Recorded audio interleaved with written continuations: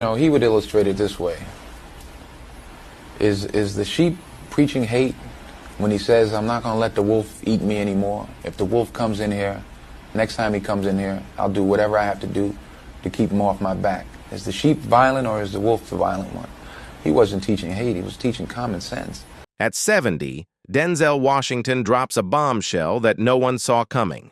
For years, his composed presence hid a streak of fierce judgment few dared to challenge. Now he's calling out 6 actors who pushed him to the edge, and it's raw, unfiltered, and shocking. Hollywood's golden image of Denzel collides with a truth that leaves everyone speechless. Russell Crowe. On paper, Denzel Washington and Russell Crowe looked like a flawless pairing, 2 commanding presences, 2 actors capable of dominating a frame without raising their voices. When American Gangster arrived, it confirmed what audiences expected. Their performances crackled with tension, authority, and restraint. The film worked because both men understood power, menace, and control. What it didn't do was create a lasting bond. Off camera, the connection never deepened. There was no animosity, no rivalry, no dramatic fallout. Just distance. In truth, this wasn't even their first time crossing paths. They had worked together years earlier on Virtuosity, a project remembered more for its concept than its chemistry. Even then, the dynamic was strictly professional, polite, efficient. And once the work was finished, it ended. Russell Crowe is known for asserting strong creative input. He engages deeply with scripts, challenges directors, and pushes for control over tone and character. That intensity has fueled some of his best performances. Denzel doesn't dispute that. But his philosophy is different. He believes in trusting the system. The director sets the vision. The script provides the foundation. The actor's job is to execute with precision, not dominate the process. Crowe's intensity didn't provoke Denzel. It exhausted him. "Everyone wants control," Denzel once said. "I want the story." That line, simple as it is, captures the divide. Denzel doesn't fight for ownership of a project, he works within it. When someone constantly negotiates, challenges, or reshapes the process, Denzel doesn't argue. He steps back. During the American Gangster press tour, their dynamic was respectful but unmistakably distant. Crowe praised Denzel openly, calling him a powerful presence and a formidable scene partner. Denzel returned the courtesy, but in a different way. He consistently redirected praise toward the director, the material, and the larger themes of the film. He spoke about Ridley Scott's vision, the moral architecture of the story, and the discipline required to portray real-life figures. Crowe's name rarely lingered in his responses. Ethan Hawke Denzel Washington has always understood that chemistry on screen does not guarantee compatibility behind it. A performance can burn with tension while the process underneath remains fractured, even quietly adversarial. Training Day is the clearest example of that reality. The electric hostility between Denzel and Ethan Hawke felt too sharp, too lived in to be purely manufactured, and in many ways, it wasn't. That friction was real, and it's precisely what made the film unforgettable. But once the cameras stopped rolling, there was no bond forming, no mentorship, no lingering warmth. Just 2 actors who had completed difficult work from fundamentally different philosophies and then moved on. Ethan Hawke arrived on Training Day young, ambitious, and hungry for discovery. His approach to acting leaned into uncertainty. He embraced discomfort, spontaneity, and improvisation. Hawke believed that truth could be found by wandering toward it, by allowing moments to unfold rather than controlling them. He was willing to feel lost in a scene if it meant uncovering something honest. Denzel Washington does not work that way. He doesn't wander. He constructs. He plans. He prepares relentlessly and arrives on set knowing exactly what he intends to deliver. His process is rooted in structure, rhythm, and precision. Every beat is considered long before the camera turns on. Watching Hawk move through scenes loosely, experimenting in real time, clashed with that discipline. "Some people show up hoping something will happen," Denzel once said. "I show up knowing what I'm going to do." He never attached a name to the comment, but the message was unmistakable. To Denzel, uncertainty isn't a virtue. It's a liability. That difference didn't create conflict in the traditional sense. There were no blow-ups or power struggles. Instead, it created distance. They worked. They delivered.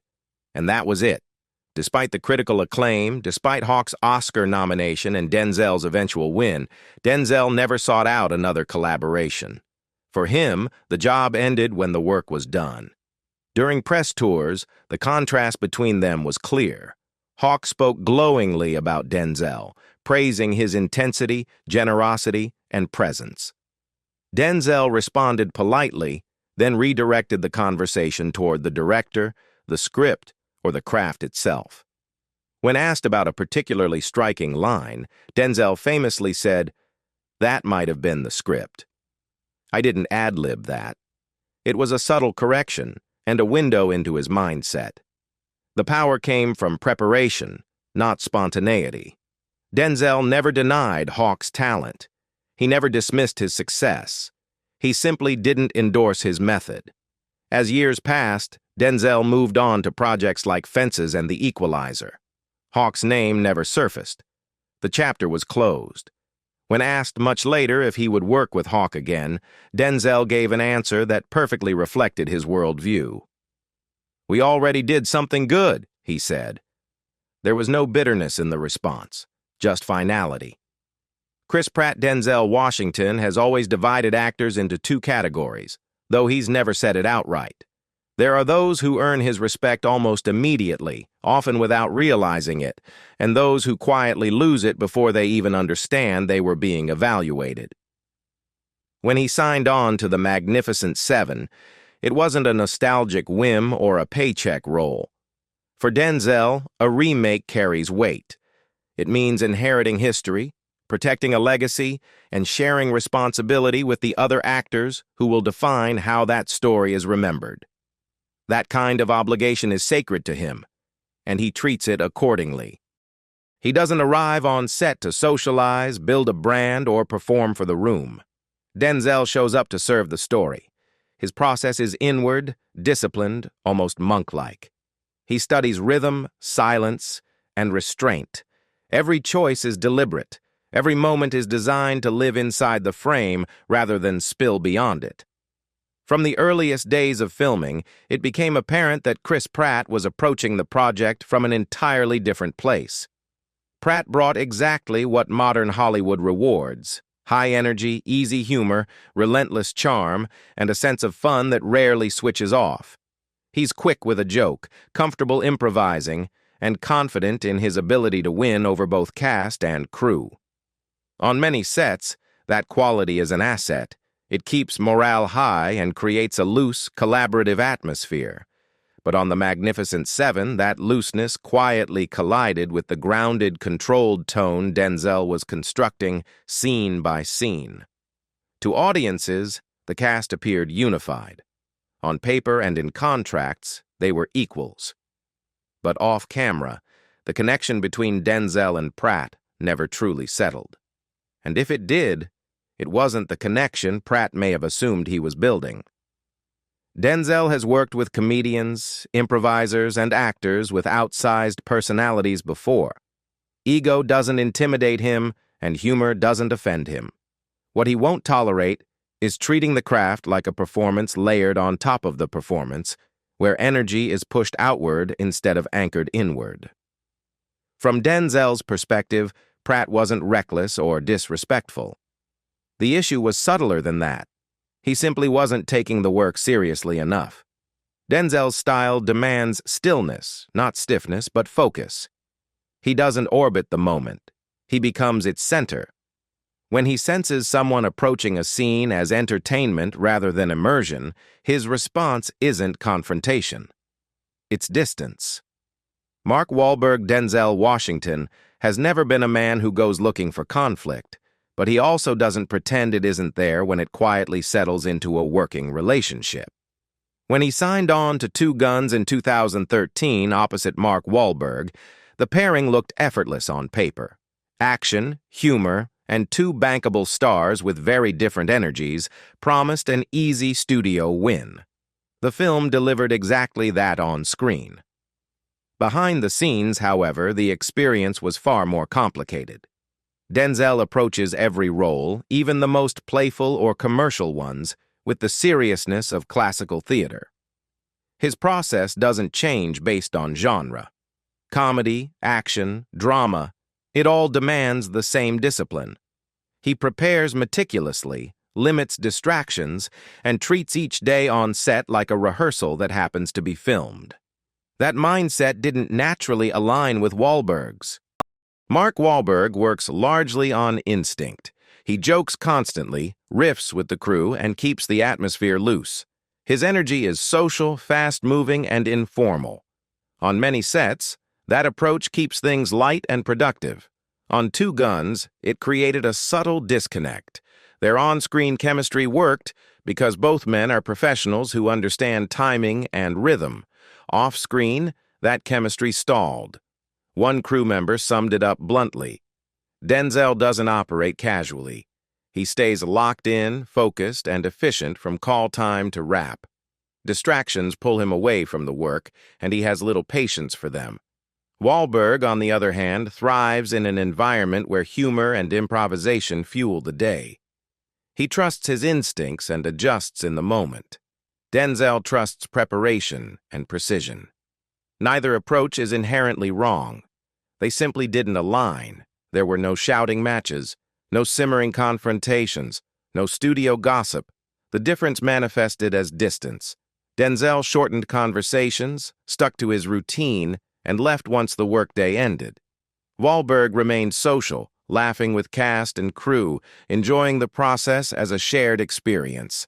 They coexisted professionally but never merged creatively. Tyrese Gibson, Denzel Washington, has built his career on restraint. He almost never responds to criticism publicly, and when he chooses silence, it tends to speak louder than any statement ever could.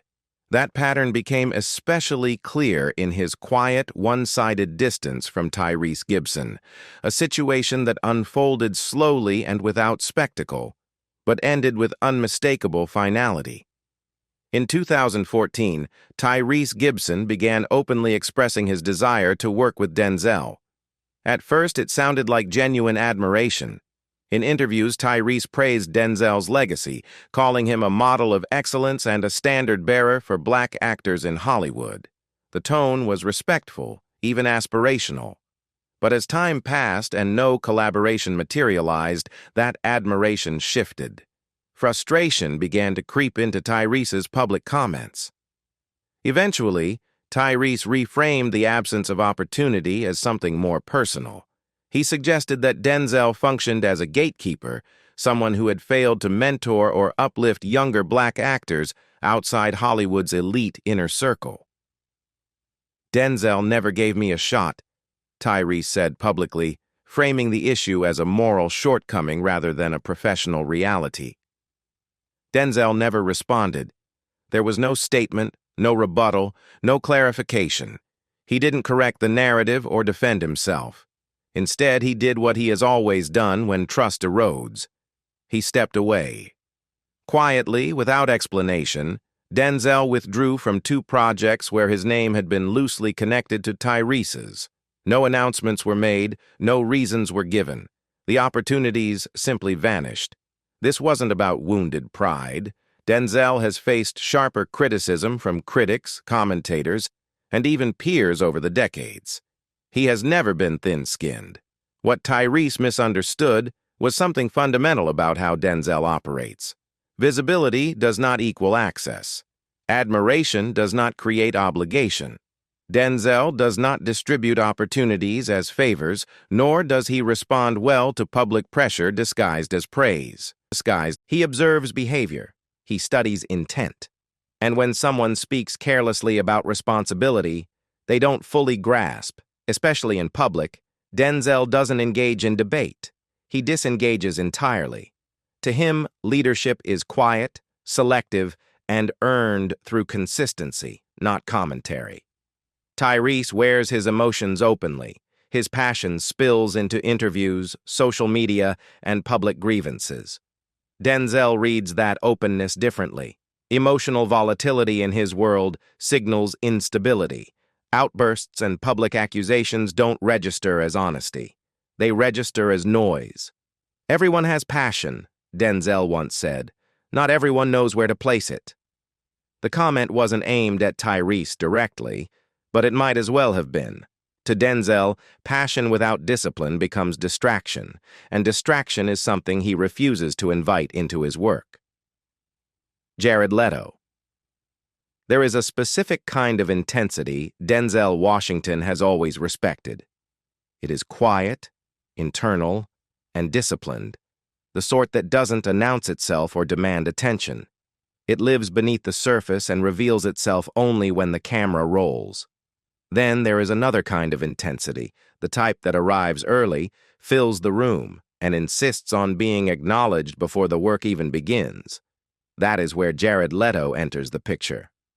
Although the two men didn't share the screen until later in their careers, their professional worlds overlapped for years through award ceremonies, industry events, and mutual collaborators. Whenever Leto's name came up in those circles, Denzel's response was reportedly consistent, not hostile, not dismissive, just closed, a polite distance that never softened into curiosity or admiration. Leto's approach to acting has long been rooted in immersion beyond the frame, staying in character off camera, blurring the line between performance and real life, sending unsettling method gifts to co-stars, turning every role into a conceptual exercise that extends far beyond the script. For some directors and actors, that commitment is fascinating. For Denzel, it's exhausting. Denzel's foundation is theater, Yale, discipline, structure. He believes the character exists in the work itself, not in the downtime between takes.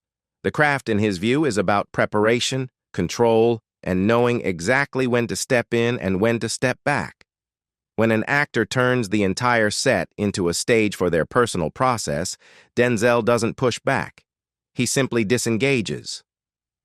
"I've seen people hide behind method," he once said. "That's not dedication. That's ego dressed up as art." The comment came years before Jared Leto's most infamous behind-the-scenes stories went public, but it perfectly captured Denzel's philosophy. To him, true commitment is visible on screen. Everything else is noise.